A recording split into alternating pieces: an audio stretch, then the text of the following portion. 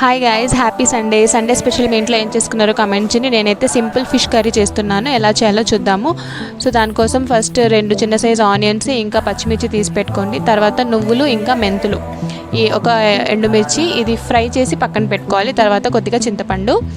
So ఇవన్నీ paste చేసుకొని పెట్టుకోవాలన్నమాట. నేను తక్కువ క్వాంటిటీ వండుతున్నాను. తర్వాత చింతపండు రసంలో కారము, పసుపు, ఇంకా ధనియాల పౌడర్, ఇంకా కర్రీ మసాలా, ఇంకా మీకు కావాలంటే వేరే స్పైసెస్ ఏమైనా ఇందులో యాడ్ చేసి మిక్స్ చేసి పక్కన పెట్టుకోవాలి.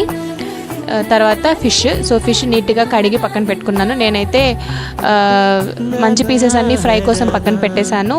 ఈ తల, తోక, ఇంకా కొన్ని పీసెస్ అవి మాత్రమే పెట్టుకున్నాను కర్రీ కోసము. తర్వాత ప్యాన్ పెట్టుకొని ఆయిల్ హీట్ అయిన తర్వాత ఆవాలు, జీలకర్ర వేసిన తర్వాత మనం పేస్ట్ చేసుకున్నాం కదా ఆనియన్, పచ్చిమిర్చి, అది ఇందులో వేసుకోవాలి.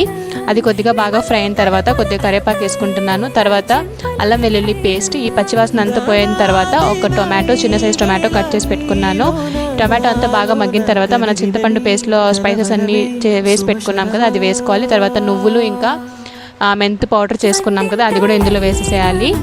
ఇప్పుడు బాగా ఈ వాటర్ అంతా మరిగిన తర్వాత మనం వాష్ చేసి పెట్టుకున్న ఫిషెస్ ఇందులో వేసేస్తున్నాను. ఇది అటు ఇటు టర్న్ చేసి మనం బాగా మగ్గించుకోవాలి. సో లాస్ట్లో కొద్దిగా కొత్తిమీర వేసుకుంటున్నాను. అంతే, అయిపోయింది. చాలా సింపుల్ ఫిష్ కర్రీ అనమాట ఇది. వెంటనే సర్వ్ చేసుకుంటే అంత టేస్ట్ ఉండదు. ఒక 2 hours 3 hours దాన్ని అలాగే మనం పక్కన నుంచి చేయాలి. సో తర్వాత సర్వ్ చేసుకుంటే చాలా టేస్టీగా ఉంటుంది. ఇప్పుడు సీజన్ కాబట్టి మామిడికాయ ఉంటే మామిడికాయ కూడా వేస్ట్ చేసుకోవచ్చు, అది ఇంకా టేస్టీగా ఉంటుంది. సో నా దగ్గర ప్రస్తుతానికి లేదు, ఉంటే మాత్రం చాలా బాగుంటుంది ఇంకా కూర.